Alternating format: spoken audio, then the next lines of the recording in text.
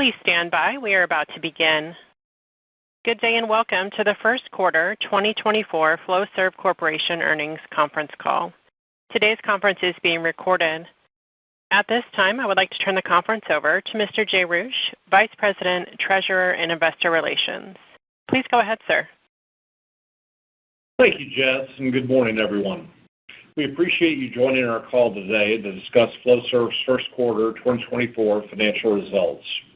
On the call with me today are Scott Rowe, Flowserve's President and Chief Executive Officer, and Amy Schwetz, Senior Vice President and Chief Financial Officer. Following our prepared comments, we will open the call for your questions. As a reminder, this event is being webcast and an audio replay will be available. Please note that our earnings materials do, and this call will, include non-GAAP measures and contain forward-looking statements. These statements are based upon forecasts, expectations, and other information available to management as of April 30th, 2024, and they involve risks and uncertainties, many of which are beyond the company's control.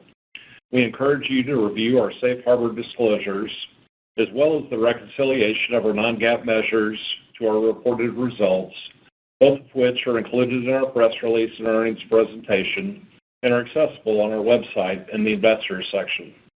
I would now like to turn the call over to Scott Rowe, Flowserve's President and Chief Executive Officer, for his prepared comments. Thanks, Jay, and good morning. We are extremely pleased with our first quarter results, marking a very strong start to the year. We continued to drive improvements in the business and outperformed our own expectations in the quarter. Given the excellent start to the year, we have increased our full-year adjusted EPS guidance range to $2.50 to $2.70, which at the midpoint is nearly a 24% increase year-over-year. Flowserve is building on the solid momentum established over the last 18 months, driven by the implementation of our new operating model, improved execution, and delivering on our ongoing 3D strategy. While we have made tremendous progress over the period, we believe there is more room for improvement, and we remain committed to our 2027 financial targets that we presented last year. Before I get into the results, I would like to thank our associates around the world that share my passion for providing flow control solutions to our customers every day of the year. Thank you for what you're doing to make Flowserve such a great company. Looking at our first quarter results in detail, we delivered strong adjusted earnings per share of 58 cents, a 45% increase over the first quarter of 2023. The progress we have made in operational excellence drove our outsized results this quarter. We generated almost $1.1 billion in revenue, which represents a nearly 11% increase year-over-year. Our 31.7% adjusted gross margin exceeded our expectations and gives us confidence in our margin progression journey. Our adjusted operating income margin of 10.9% was a 260 basis point increase year-over-year. These strong results are notable considering that the first quarter historically tends to be more seasonally challenged. We have made significant progress improving our results and delivering a more consistent performance on a quarterly basis. The changes we implemented in the organizational design process have taken hold and are providing enhanced speed, improved decision-making, and further accountability within our 7 business units. Additionally, our operational excellence program is gaining traction. We have now trained over 1,100 associates in our enhanced operating model focused on shop floor daily management, problem-solving, and material planning. The operational improvements that we are seeing today are directly linked to our ability to operate more productively and eliminate waste and inefficiency in our manufacturing processes. We are excited about the progress within our operational excellence program, and we have clear visibility to further improvements. Additionally, as we improve our core operations, we are finding more opportunities to consolidate our global footprint and leverage the scale inherent in our business. We have also made good progress with our product management organization and processes, as we have now fully defined our program and our approach. We are largely at the beginning of the product management journey, but we can already see the potential with our dedicated teams and improved focus. As we advance the product and portfolio initiatives, we believe we will begin seeing the benefits of these efforts in the back half of this year and into 2025. Overall, we are very pleased with the progress we are making and continue to believe that operational excellence, as well as product management and portfolio optimization, can each deliver the 100 to 200 basis points of margin improvement by 2027 that we communicated at last year's Investor Day event. Turning now to our bookings and market outlook. In the first quarter, our markets remained constructive, and we delivered solid bookings of $1.04 billion across all industries. 3D bookings represented nearly 30% of the total, and we expect our growth strategy to continue to generate significant opportunities going forward. Similar to the fourth quarter of 2023, our bookings in the first quarter did not include any large projects. Our largest award was around $12 million, but we did see a modest number of smaller projects in the $5 to $10 million range.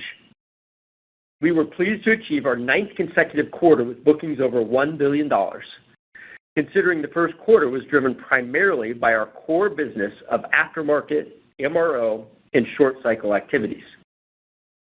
This core business remained very healthy in the quarter as customers continued to spend money to support higher facility utilization and avoid unplanned downtime with their operations. We are seeing these elevated trends across most of our end markets.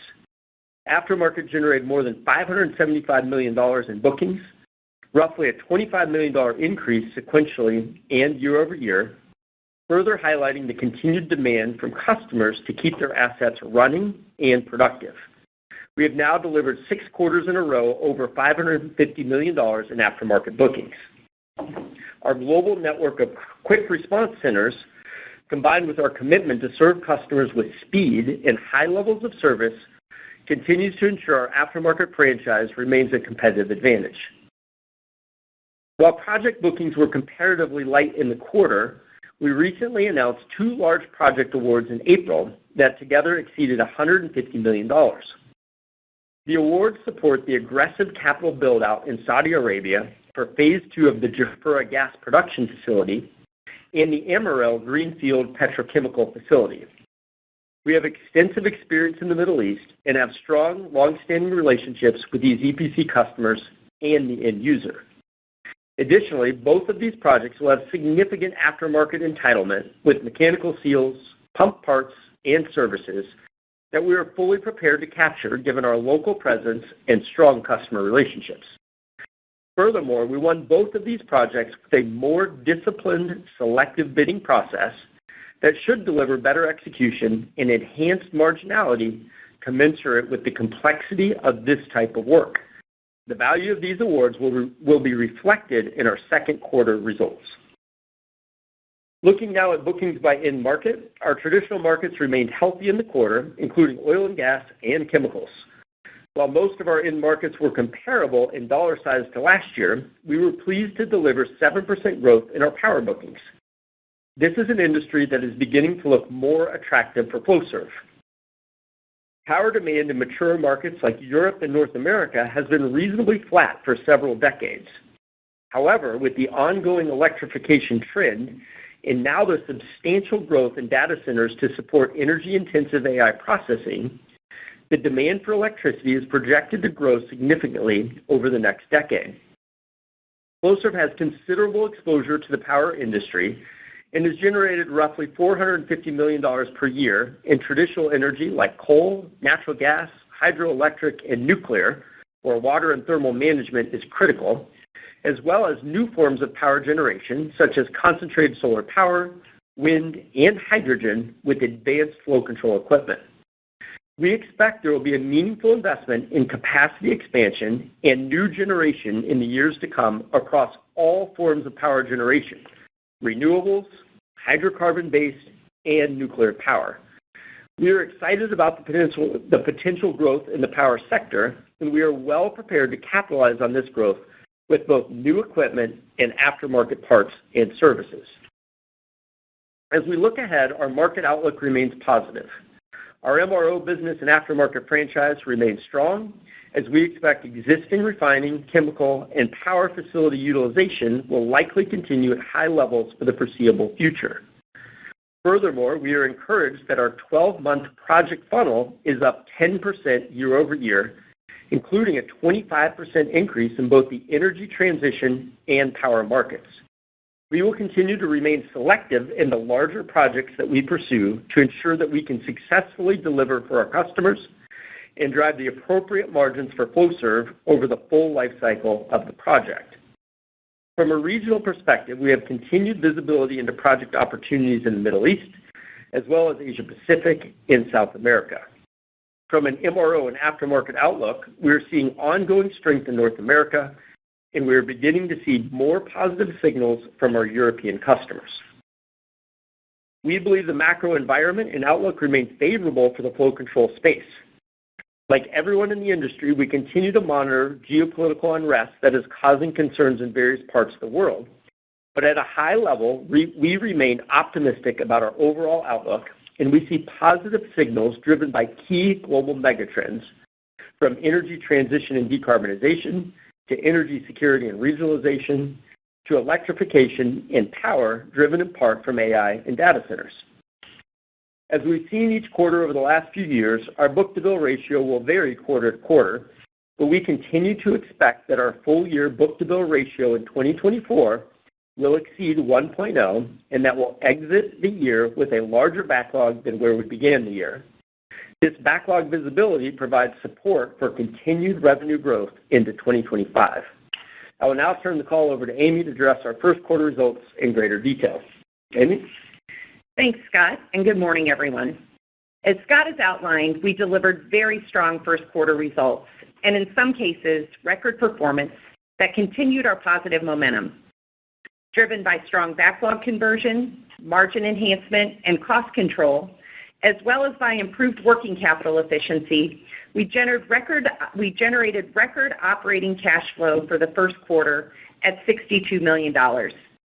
We truly appreciate our associates' efforts and dedication, which helped us achieve this positive outcome. We also generated the highest sales level for a first quarter in more than 10 years, drove adjusted operating margin to 10.9%, and delivered adjusted earnings per share of 58 cents. Our adjusted operating margin increased another 40 basis points sequentially from the seasonally strong fourth quarter levels, further demonstrating our continued progress towards our long-term financial targets. Our reported earnings per share was 56 cents, which included only 2 cents of net adjusted expenses, highlighting the quality of our earnings and cash generation this quarter. Altogether, we are off to a very encouraging start to 2024. The strength of our first quarter results and positive outlook for the remainder of the year resulted in an increase to our full-year adjusted earnings guidance range to $2.50 to $2.70 per share. At the midpoint, this represents a nearly 24% increase compared to last year. Let me provide some color on the phasing of our guidance for the balance of the year. We have taken steps to smooth the seasonality of the business. This includes our performance on projects like the first phase of the large Jafurah project, where we delivered the highest quarterly revenues in the first quarter that we expect from the project of the year, serving to remove some of the large calendar swings in our business. And although we still expect the fourth quarter to be our highest sales and earnings quarter of the year, we expect less differentiation in revenue from the first quarter to the second and third. The $150 million plus of project awards we announced last week have potential to provide some incremental contribution in the fourth quarter. And as Scott mentioned, our continued progress on operational excellence and product management should also provide opportunities for margin expansion in the second half of the year. Let me now turn to the quarter in greater detail.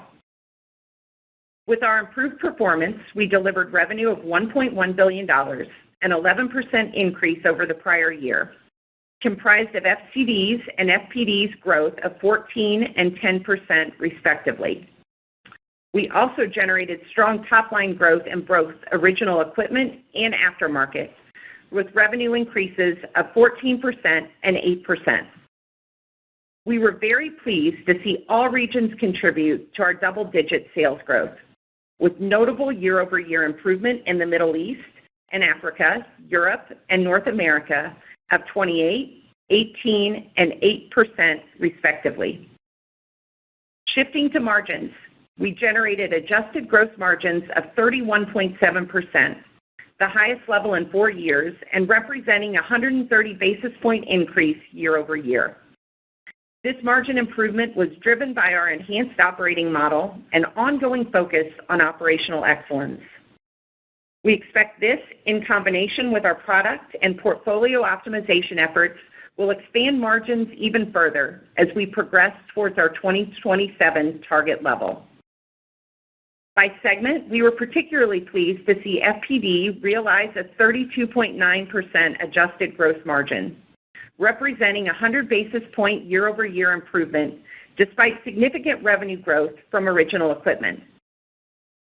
On a reported basis, the first quarter consolidated gross margins also increased 90 basis points to 31.2%, despite net adjusted items within cost of sales increasing by $4.3 million versus the prior year.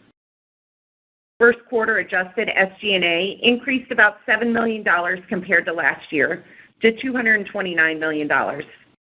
Despite this dollar increase, adjusted SG&A as a percent of sales declined by 150 basis points year over year to 21.1%, driven by the strong top-line leverage during the quarter and our ongoing cost control actions. On a reported basis, first quarter SG&A decreased year over year by $16 million to $228 million, driven by lower realignment expenses as part of our operating model implementation. Our adjusted operating income in the quarter was $118 million, an increase of $37 million year over year, which delivered an adjusted operating margin of 10.9%, a 200 basis point expansion with an incremental margin of 35% year over year. As I noted earlier, this quarter's adjusted operating margin was also 40 basis points higher than what we delivered in the fourth quarter of last year, demonstrating that our improving operating cadence has minimized the sequential top-line reduction. These results should position us well on our path to our 2027 adjusted operating margin target of 14 to 16%. At the segment level, FPD led the way by delivering its highest adjusted operating margin since the formation of this segment in 2019, which at 14.9% marked a 270 basis point year-over-year improvement. FCD also increased its adjusted operating margin by 30 basis points compared to last year.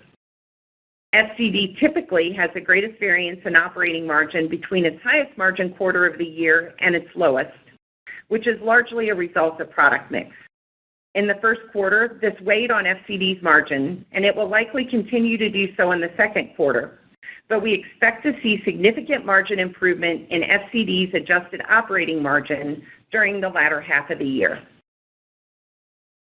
On a reported basis, first quarter operating margins increased significantly, some 460 basis points year over year to 10.4%, benefiting from the $19 million reduction in adjusted items as well as realized margins within our FPD and FCD segments. Operating leverage further contributed to the improvement. Our first quarter reported and adjusted tax rates were approximately 20.5% and right in line with our full-year tax rate guidance of roughly 20%.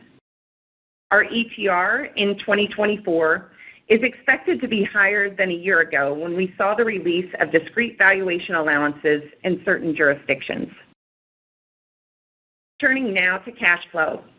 We delivered a first quarter record with operating cash flow of $62 million, driven by earnings growth and improved primary working capital as a percentage of sales.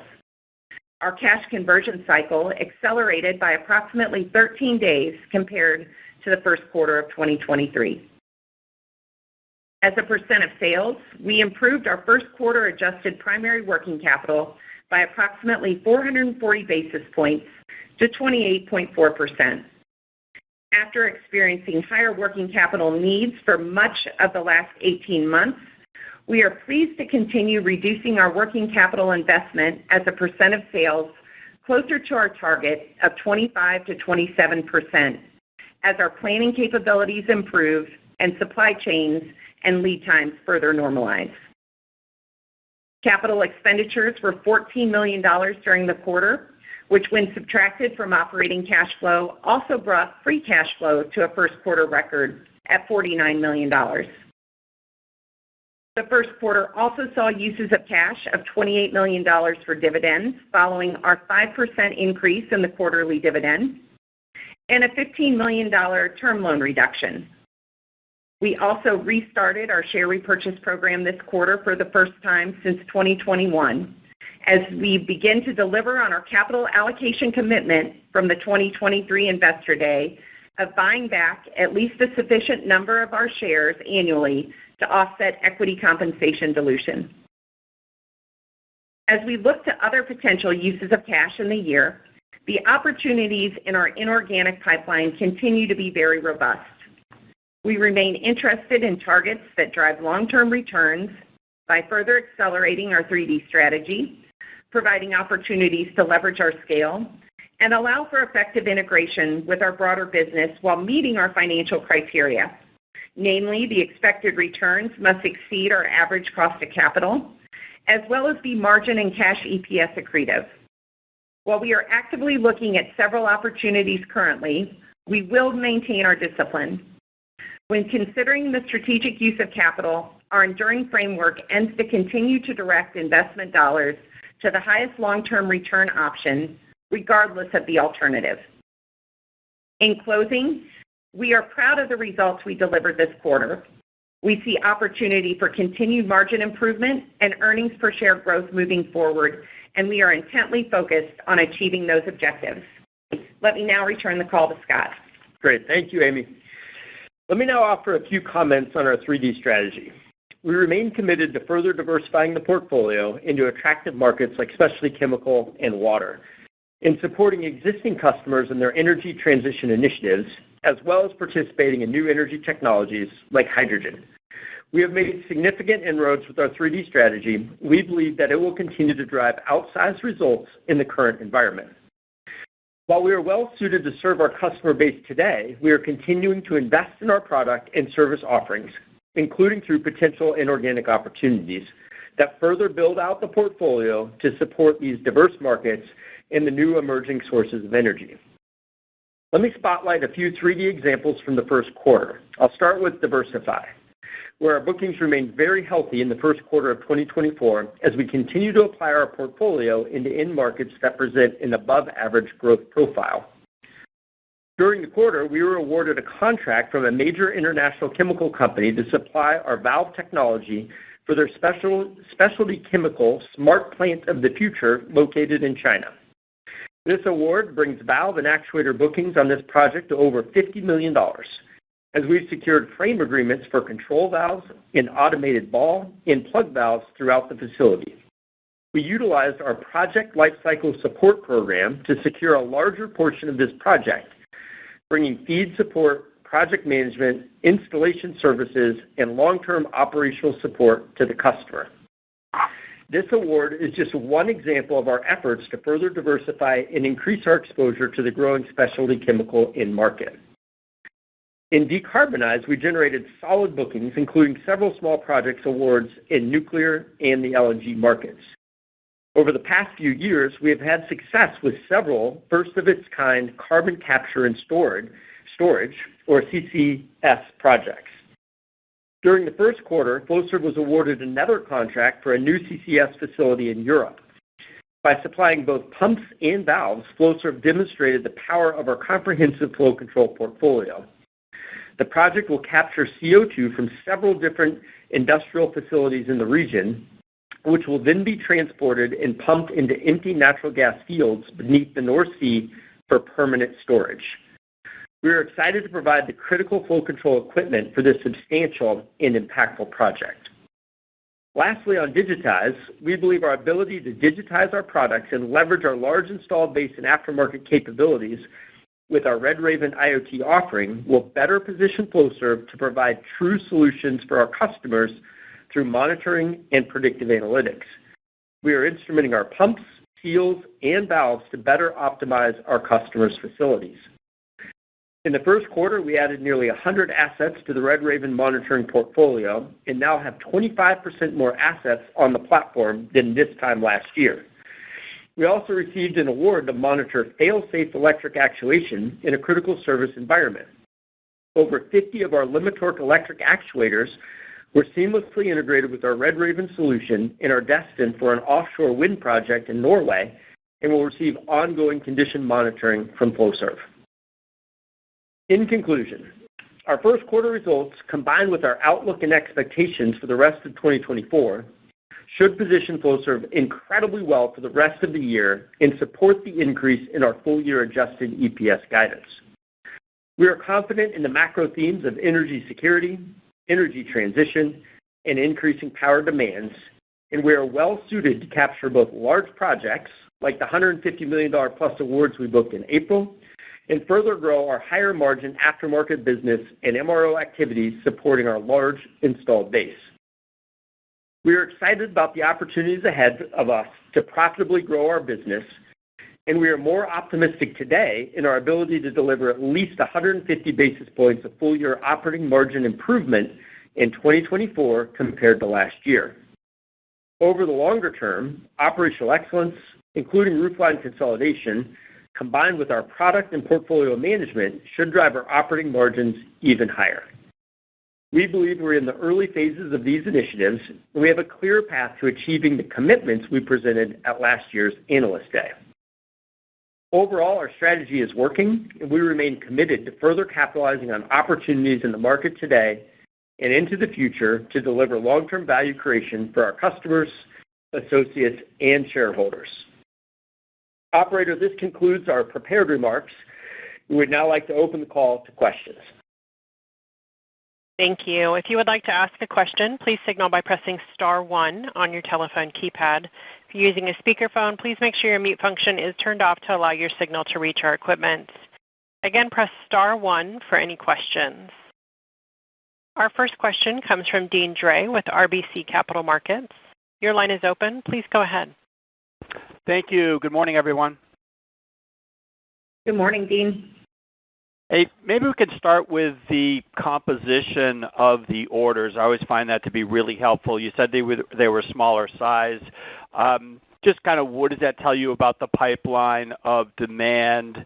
Talk about the win rates and any impact from selectivity. Sure. Yeah, so we'll talk projects, large projects, which are primarily on the pump side, but this certainly applies for some of the large projects in valves. In the quarter, our largest award was $12 million, and we saw several smaller ones in the $5 to $10 million. And as we've communicated over the last couple quarters, we've laid out a framework called selective bidding to make sure that we're bidding on the things that we can win, that we can execute, that can deliver the margins that we expect, and have the aftermarket entitlement that we deserve once that equipment's installed. And so that process has now been in place for a couple quarters, and we're seeing tremendous results. And so I think, there's been a lot of activity. I'd say we've probably passed on some of the projects that we could have potentially worked on, but what we're seeing now is nice, solid growth. The April awards are two great examples of that. The Jafurah 2 project, which is a follow-on to the work that we already have with Jafurah 1. So that's in Saudi Arabia. It's a gas production facility. We know the customer well. We've got margins in that project that are right in line with what we've done in the recent year. And then the Amarillo project is similar. So again, Aramco is the biggest partner there. And we're confident in that project, our ability to deliver, and we like the margins that we're going to obtain in that project as well. And then when we look on the go forward, Dean, we've got really good visibility to projects. Our overall project funnel is up 10% year on year, and so that gives us visibility across kind of the whole globe on projects that are $1 million and above. The biggest part of that funnel that's up is energy transition is greater than 25% year over year. The power sector is over 25%, and oil and gas is up about 13%. And so, again, really good visibility to larger-sized projects as we work through 2024 and into 2025. That's all really helpful. I appreciate that color. And then for Amy, this is a fabulous free cash flow quarter for you. I see it's a record. So congrats to the team. How quickly can the working capital improvements go from here? I appreciate you're setting a target, but there's still room for improvement there. But how quickly can you proceed along that target line? Yeah, thanks for the question, Dean. I'd start by saying that we're encouraged by the improvement that we've seen in working capital, particularly in the first quarter. We're not happy yet, so we still have work to do. And Scott and I are focused on the teams reaching that 25 to 27% target as a percentage of sales early, so we can then reset the bar to kind of make our way closer to best in class in this space. And maybe let me talk a little bit about how we see the path to get there. So I think that most importantly, cash flow starts with earnings, and increasing earnings via margin expansion like we've done in the first quarter makes our AR collection efforts that have been happening over the past several years even more effective. I think that operational excellence and what we're doing in that space is critical. So we're focusing on working capital through improving our planning capabilities, which in turn will increase our inventory velocity and is an area that I think we'll start to see come through later this year. Scott's touched on selectivity on large projects, and that also includes the cash profile that we see on those projects. So part of that selectivity needs to be around cash as well. And then finally, I'll touch on portfolio management, because I think with the new operational model that we have in place, our focus on growing the business in the right areas, like continuing to expand our aftermarket, also improves our collections profile over time. So to summarize, I think, one, we see this as a big opportunity.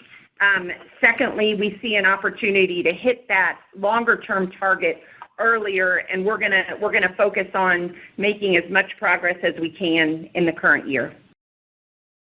Thank you. Our next question comes from Andy Kaplowitz with Citigroup. Your line is open. Please go ahead. Good morning, everyone. Hey, Andy. Good morning. Good morning.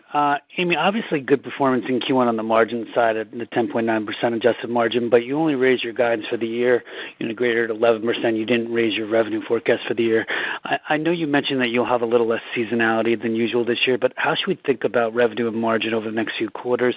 And is there some conservatism in your new guide, particularly on the margin side, as you really ramp these longer-term projects that you're doing? Sure. So certainly there's been work that's been done to smooth out the seasonality of the business, and that's really been a focus on the conversion of the backlog, reducing our lead times, and delivery on these larger projects. And so we'll see that play out over the course of 2024. And so we're going to see less variation than normal in revenue between Q1 and Q2. And I would say overall that Q4 will be less of a volume story than what it's been in prior years. And I think, in some ways you can see that play out in Q1 with really a good portion of our revenue growth actually being delivered in the first quarter of the year, which is unusual for Flowserve. I think as you look at the actions that are underway and the current backlog mix, it's really pointing to higher margins in the second half versus the first half. So we still see earnings somewhat weighted to the second half of 2024, with probably less of a delta than normal between Q1 and Q2. I think the good news about this profile is that the margin expansion in the second half starts to provide an exit rate that is much more sustainable than what we've seen in previous years. So it's going to put us on solid footing to expand our margins yet again in 2025 on the path to those long-term targets. In terms of potential conservatism within our guidance, I would say we'd like to put a plan out to the street that we have confidence that we can deliver. Our team is always working to get to our long-term targets quicker. But this year's plan is one that we have a lot of confidence that we can deliver, and we think provides a lot of value to our shareholders. Very helpful, Amy. And then, Scott, can you talk about, what you're seeing by geography a little bit more? How would you characterize the sustainability of the Middle East strength, beyond Jafar? And it looked like you had good European bookings along with stable Asia, but maybe you can elaborate on, really duration of the cycle at this point. Sure. I'll talk about projects first, and then I'll hit MRO, and then we can talk about duration. So on the project side, the Middle East is still the biggest opportunity for us in the next couple of years. And so we're seeing a tremendous build-out of infrastructure and assets. And I'd say, for us, oil and gas is mostly downstream in the Middle East. And so this is, the refineries and then also the gas production facilities and oil production facilities. And we see substantial amount of work coming.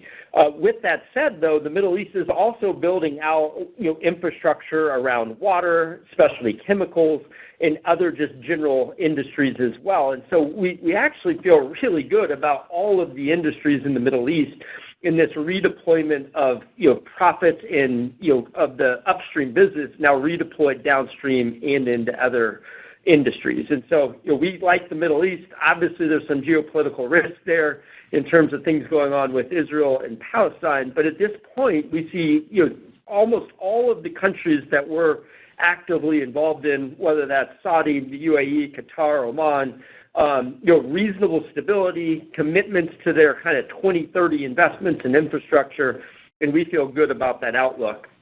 And then projects outside of the Middle East, we see Asia-Pacific advancing, and so there's a lot of work in Asia-Pacific. That would be around the chemical space. We're seeing some in the power space for Asia-Pacific, and then the energy transition side as well.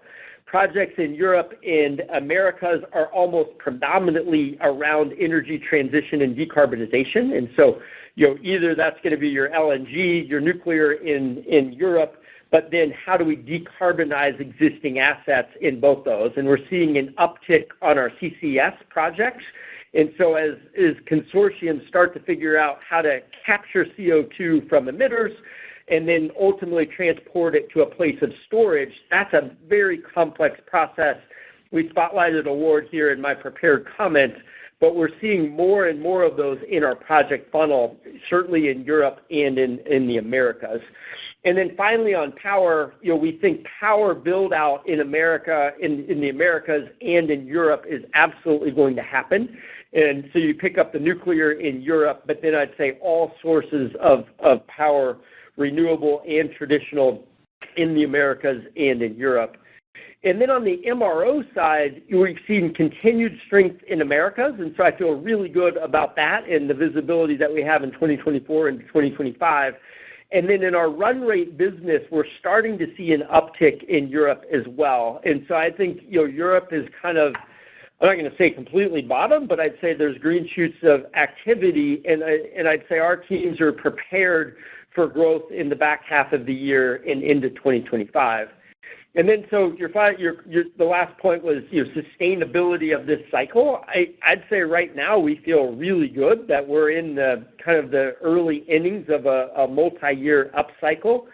Obviously the oil and gas capital is cyclical, but when we think about the mega trends of the decarbonization and the energy security, I'm not going to say that decouples from a cycle, but we've got better visibility to ongoing spending regardless of where we are in the cycle. And then I'd say the emergence of power could also help to mute some of the cyclicality. And so power is just at the beginning of ramping up. This is not going to happen in 2024 or 2025, but it's going to be sustained growth as we go forward. And so, overall, net, we feel really good about our macro picture. We see the megatrends kind of lining up in a fashion that could deliver long-term bookings growth for us, and we're going to continue to modify our portfolio to support more diverse markets, but then also supporting the decarbonization side as well. Appreciate all the color. Congrats on the quarter. Yeah, thanks, Ed. Another reminder, it was star one if you had a question. We'll go next to Mike Halloran with Baird. Your line is open. Please go ahead. Hi there. Morning, everyone. Just kind of want to follow up where you morning. Just want to follow up where you left off there, Scott. Maybe just talk a little bit about how you think that this resurgence in power manifests itself to your portfolio, more from a product application set, and then how you think about the product portfolio within the power side that you have today, how well that fits where you see that market going over time. Are there gaps, or is this an area where you can, drive a lot with what you already have, or is there more that you think you might need to do from an R&D or M&A perspective? Sure. So power is a big market for us, and so we generate about $450 million a year. That's been a pretty consistent rate, for as long as I've been here, and so we're starting from a really good spot. And so we've got pumps, valves, and seals in the power segment. We participate in all forms of power generation, whether that's coal, natural gas, the nuclear side where we get really good margins for critical service applications. But then we're also doing the new forms of energy in the renewable side, like concentrated solar power. I provided an example of offshore wind in my prepared comments, where we've got electric actuators in the power generation side of wind. And then you've got the emergence of hydrogen in the coming years as well. And so today we've got a really strong portfolio to support kind of all forms of power, the traditional side, the nuclear, and then also the new forms of energy as well. And I'd say we've got minor tweaks to the portfolio to make sure that we continue to stay relevant in something like hydrogen. And so in hydrogen, if it's blue or gray hydrogen, we're typically there because it's on the back of a refinery or another, potentially a chemical plant. But on green hydrogen, we've got to tweak that portfolio a bit on the pump side to make sure that we're completely relevant. But these aren't like major overhauls to our offering, and the channel to market and the relationships are already there. And so, we feel really good about our ability to continue to work with the power players, and whether that's the capacity expansion of the existing assets and helping them extend the life or improve productivity, but also in the greenfield build-out. And so I'd say, we put a number out there in the Analyst Day of showing that as a 3.2% CAGR. At this point, I'd say that's probably conservative. I don't have a new number yet, but I'd say, overall, we're starting to see some real good activity on the power side on the go-forward basis. Thanks for that. That was helpful. And then on the margin line, just kind of a follow-up to Andy's question, certainly understand a lot of the comments, Amy, you made about back half still being a little bit on the front half on the margin line, but maybe parse out a little bit by segment. I heard in the prepared remarks on the valve business up through the year. Maybe just a little bit more thought on FPD. Very strong 1Q. Feels like guide is assuming a little bit of softening from that level, whether it's mix or something else, but maybe some help on that, how that sequentially tracks as we look through the year. Sure. So I'll start with FCD, and in the first half of the year, we do see a greater proportion of our revenue coming from products and project-related work that have a slightly lower margin profile. And so I would see the biggest margin expansion going from first half to second half based on that product mix and initiatives that are underway to drive that margin higher in the second half of the year and basically take us back to where we were at last year or better from a margin perspective in FCD. FCD has been a great story in the first quarter, and I think highlights the fact of what we've been saying about our margin and backlog improving. So if you would have told me that we would have seen the type of margins that we did in the first quarter a couple of years ago, given a 14% growth in OE, I would have said that was a stretch, but that was something that we did in the first quarter of this year, so really pleased with that. I think we will see more steadiness in the FPD margins, but they will stay elevated over the course of 2024. Thank you. Appreciate it. Our next question comes from Brett Lindsey with Mizuho. Your line is open. Please go ahead. Hi, good morning, all. Congrats on the performance. Yeah, thanks, Brett. Just wanted to come back to the realignment charge. I think you took $7.2 million in the quarter. Great to see, the ongoing productivity in the face of strong growth. But maybe just talk about the nature of these actions and the payback here. Is there more to do through the course of the year? Any context would be great.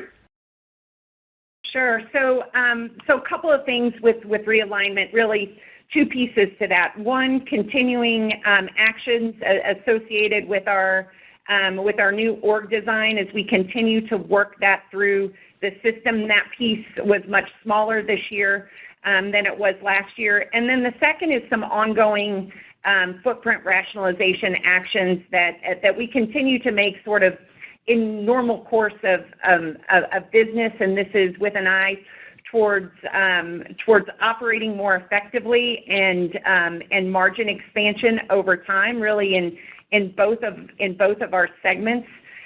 We still have roughly, call it, $23 million of potential realignment expense that we've earmarked over the course of 2024. So a run rate not much different than what we saw in the first quarter of this year, and that's continuing to do these things somewhat in the normal course.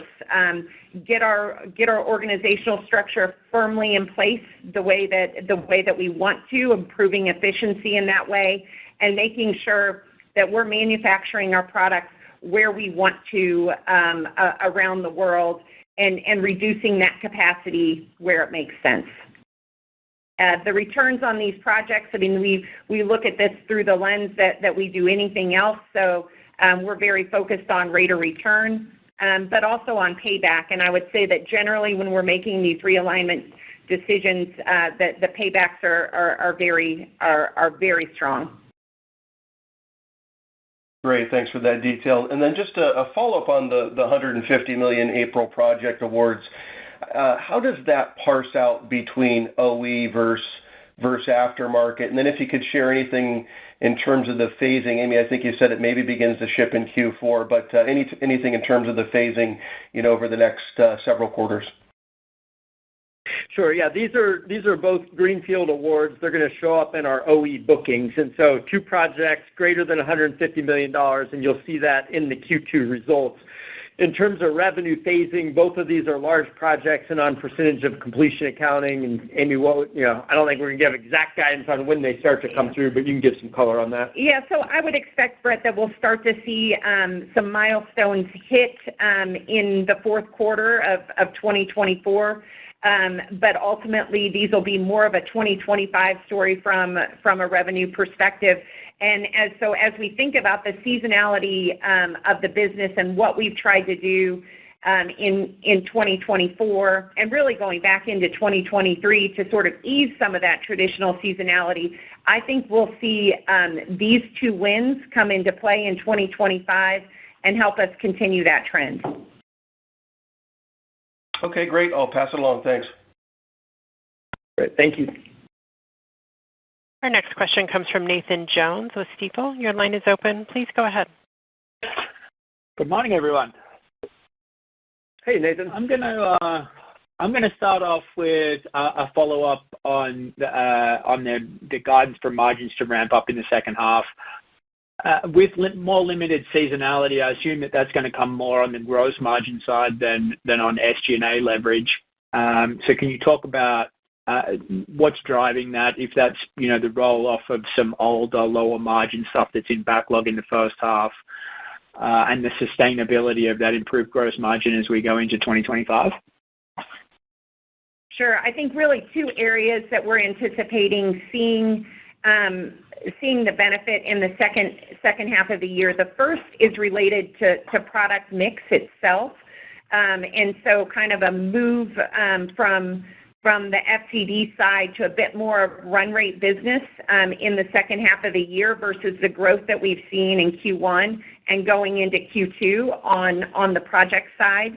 The second piece from a margin expansion perspective does have to do with some of the realignment charges that we've taken in the first quarter of the year and really dating back to even last year, and some of that improvement starting to flow through in the back half of the year.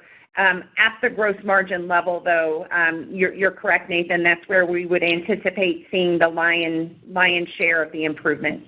And then, Nathan, maybe I'll add the two levers that we highlighted in the Analyst Day, right? So the operational excellence and then the product management portfolio optimization. So operational excellence is off to a really good start. We pushed hard on that in 2022, started to see really good progress in 2023, and now we're really seeing the fruits of that kind of restructuring, the refocus, and the Operational Excellence Academy, which we've now trained 1,100 people.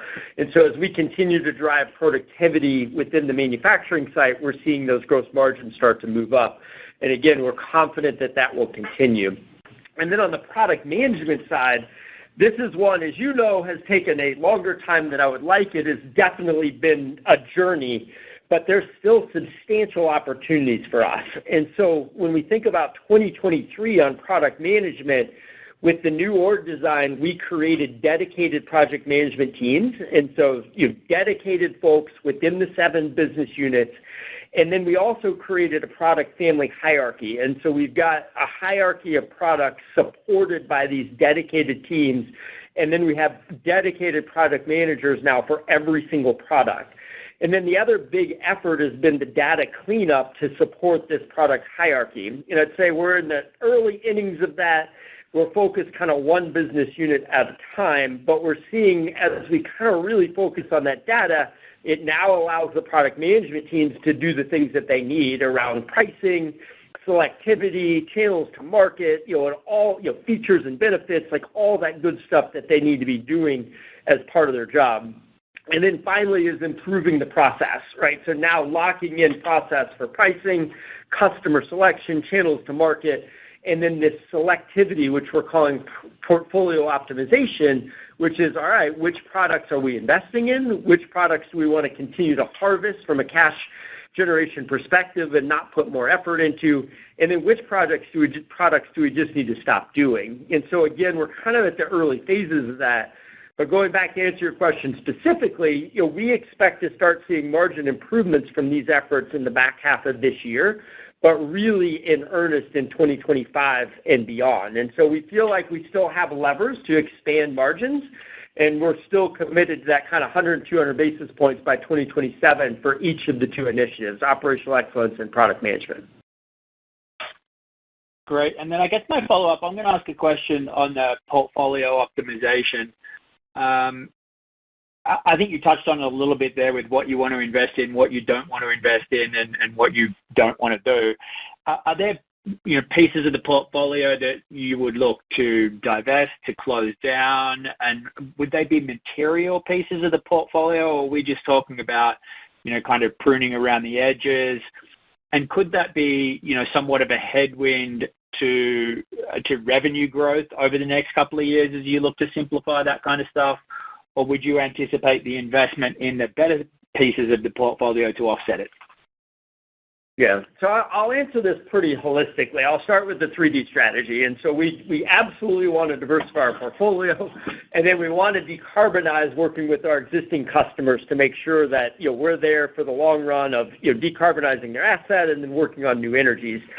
And so as we think about that, we look at the portfolio in its entirety. And Amy and I in the ELT are having very strategic discussions about what do we want to acquire to make our portfolio more diverse, and then potentially what might have to come out to, one, either help fund one of those acquisitions or just make our portfolio more optimal to align with the strategy. And so I'm not going to go into anything specific, but I would say that we're looking at this more holistically than ever before. In the org design, the 7 business units are allowing us to do that in a much better way, in a more objective way, to have really good discussions about what's working, what's not working. And then when we think about the portfolio optimization program, we've launched in earnest one business unit at this point. And so we've got our first one in the chute. And I just say, let's let the process work. We're going to go through a very disciplined approach in terms of what the offering looks like. We're going to take into account the margins on the products. We'll look at our customers and, deciding are they good customers or not so good customers. And then we're also looking at the effort to put those products into the market and saying, okay, is that effort worth the return? And so as we go through that process, I suspect we'll have things that drop out of the portfolio. We'll have things that we might want to divest. And then we're going to have things that we want to invest in fully and continue to move that product offering forward. That's helpful. Thanks for taking my questions. We'll go next to Andrew Obin with Bank of America. Your line is open. Please go ahead.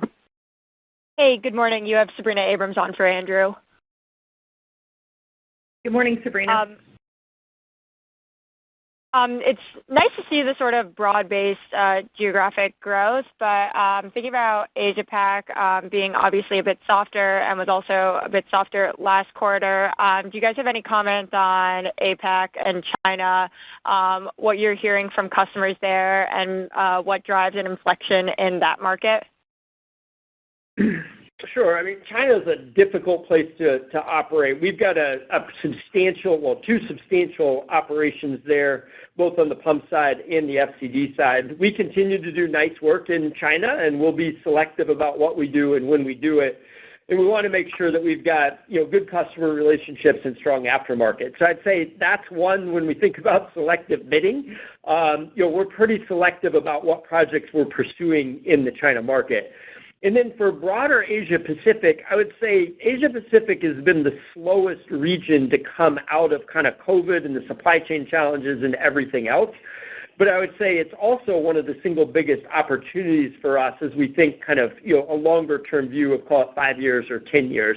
And so we remain committed and optimistic about what Asia-Pacific can bring. There's a lot of investment across many different countries, even beyond China, that we know that we can participate. We've got a substantial presence in the region. We've got a good team, and we're confident that we can continue to grow that part of the business.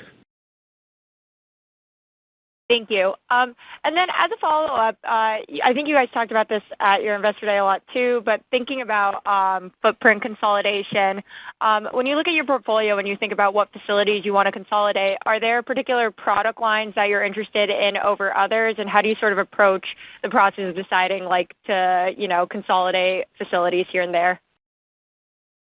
Sure. It really falls under the Operational Excellence Program, and as we continue to make improvements, when we're driving that productivity and eliminating waste within the facility, we're naturally generating extra capacity at that site. And so as we expand that capacity across the whole network, different things become available to us. And so I'd say every year we're going to look at doing one or two, some small, some larger consolidations to make sure that we're leveraging the scale that we have and driving higher production within our roofline and sites. And so that's something we look at every single year. We're in the process of reviewing a couple new activities at this point or right now. And I'd just say, I would expect us to continue that in the years to come. And then when we think about the portfolio side, and I answered this in a previous question, but we'll look at each of our portfolio or each of our product grouping with a more portfolio optimization mindset. And as we make those decisions, that could potentially accelerate some of the facility consolidation as well. Thank you. One final reminder, it was star one if you had a question. We'll go next to Joe Giordano with TD Cowen. Your line is open. Please go ahead. Hey, guys. We kind of touched on this earlier on the portfolio question, but can you talk to where you are now on cryopumps as it would relate to nuclear and hydrogen applications? I know there seems to be a bit of a land grab going on with competitors for those types of technologies, and you yourselves have done stuff too. So maybe you could just touch on where you are there. Sure. So we've got two cryogenic pump applications that we're working on. One was something that we announced, what was that, a year ago with Chart, where we bought their IP, and we're now producing a hydrogen cryogenic pump, and that's for the hydrogen dispensing. So think about the ability to take from a storage tank or a fueling center and providing dispensing into vehicles or marine assets or things like that.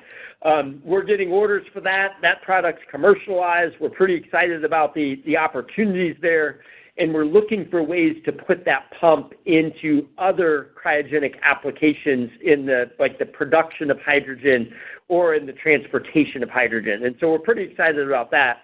And then the other cryogenic application for pumps is in the LNG side. And so that's something that we haven't talked too much about it, but we're doing internal new product development on that. We've got a substantial and ongoing initiative there, and we expect to be fully commercialized by the end of this year. And so the focus right now is to get this through the technical evaluations, to finish the R&D project, and to validate the prototypes. And then once that happens, we've got a pretty nice lineup of cryogenic pumping technology that can be used on the LNG side and the hydrogen side. Perfect. And then one for Amy. Do we feel comfortable here, and I guess there'll be some volatility, but is 30% for gross margins at a consolidated level kind of like a floor now? I think we feel very confident about building from where we're at today, and so I think we're working towards an exit rate that's actually above where we're at today, and really driving a fair amount of that improvement in operating margin that we're working towards in terms of the 2027 targets through the gross margin level. So yes, confidence at 30. Perfect. Thanks, guys. Our next question comes from Saree Boroditsky with Jefferies. Your line is open. Please go ahead. Hi, this is James on for Saree. Thanks for fitting me in. I kind of wanted to go back on the book-to-bill, like your commentary on being over one for the total company in 2024. So can you kind of talk about how you're thinking about the booking and book-to-bill at the segment level? Sure. I just say in general, back to the comments before, we've got really good visibility. And so that aftermarket and MRO run rate continues. And we see that both on the FPD side and the FCD side. And so, we see that nice base of aftermarket and MRO work continuing to progress throughout the year. And then from a project outlook, again, that funnel is up 10% year on year. We've got the $150 million awards coming in April. That'll be on the pump side. But there's substantial project bookings in the valve side as well. And so they're not as large or maybe as big as what we talk about in the pump side, but they're meaningful projects. And we saw a really healthy book-to-bill in FCD to start the year. And we clearly expect FCD to be above one, throughout the full year of 2024. And then same thing on the pump side as well. And so I'd say, today we have more confidence than we did to start the year that we'll have a full year book-to-bill of greater than 1.0 to finish 2024. For that. And I just wanted to kind of go back on the large OE projects. I know that you guys are being more selective in terms of the margin, but I believe those still come in at lower margin compared to the other projects. So, and you also know the kind of good visibility in large project in the project funnels. So kind of how are you thinking about the margin impact from the large OE project kind of going forward? Thank you. Yeah, so I'd start by saying kind of doubling down on the point I made earlier, which is that OE was a large component of our revenue growth in the first quarter, and we were able to do so in a very profitable way. So we're getting more confident in that the margins in backlog are strong and improving, as we had indicated throughout 2023. So really the key is right now to continue to focus on growing the OE business at those expanded margins, while at the same time making sure that we're looking after the aftermarket components, aftermarket bookings at $575 million this quarter, nice growth there. So as long as we continue to keep a balanced growth profile between OE and aftermarket, focus on our operational excellence journey, I think we're going to continue to be able to expand our margins while we win that project work. Thank you. And ladies and gentlemen, with no other questions holding, that will conclude today's first quarter earnings conference. We thank you for your participation. You may disconnect at this time.